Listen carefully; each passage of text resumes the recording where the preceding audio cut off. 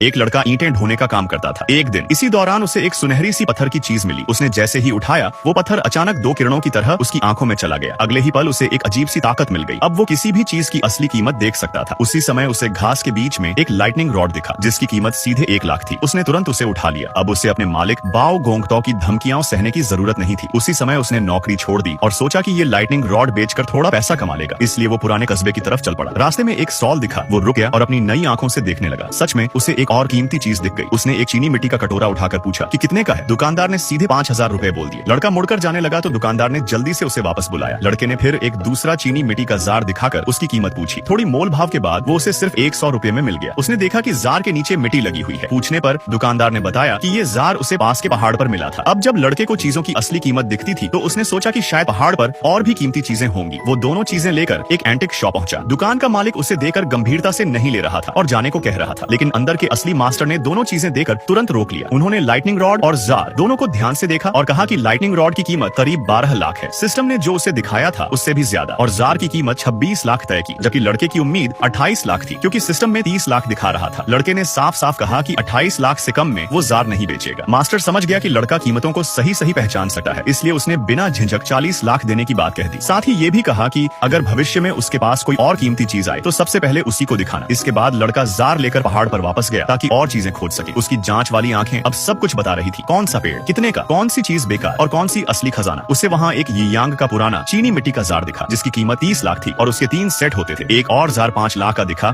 लेकिन वो अधूरा सेट था। बगल में एक 100 साल पुराना नाशपाती का पेड़ दिखा जिसकी कीमत 12 लाख थी। उसे धीरे धीरे समझ आया कि ये पहाड़ शायद बहुत कीमती चीजों से भरा है। वो सोचने लगा कि सब कुछ एक साथ खरीदना ठीक नहीं होगा वरना लोग शक करेंगे। इसलिए उसने फैसला किया कि थोड़ा थोड़ा करके बेचेगा। फिर वो कडिंगयांग महल पहुंच गया और मास्टर चेन से बोला कि अगर वो मिंगकॉल की प्लम ब्लॉसम वाली बोतल का बाकी आधा हिस्सा ढूंढ दे तो वो बदले में अच्छा पैसा देगा। मास्टर चेन ने कहा कि वो मदद करना तो चाहता है लेकिन दूसरा हिस्सा अभी तक कहीं मिला ही नहीं, इसलिए मिलने की संभावना कम है। तभी उसका आदमी आया और बोला कि वांग युआन आया है। मास्टर चेन ने सोचा कि शायद वो भी कुछ बेचने आया है। उसने लड़के को साथ चलने को कहा। अंदर पहुंचकर उसने वांग को लड़के से मिलवाया और बोला कि ये शख्स शिया ग्रुप से है। वांग ने बताया कि वो मिंगकॉल की प्लम ब्लॉसम वाली बोतल बेचने आया है और फिर पार्ट 2 के लिए लाइक करें।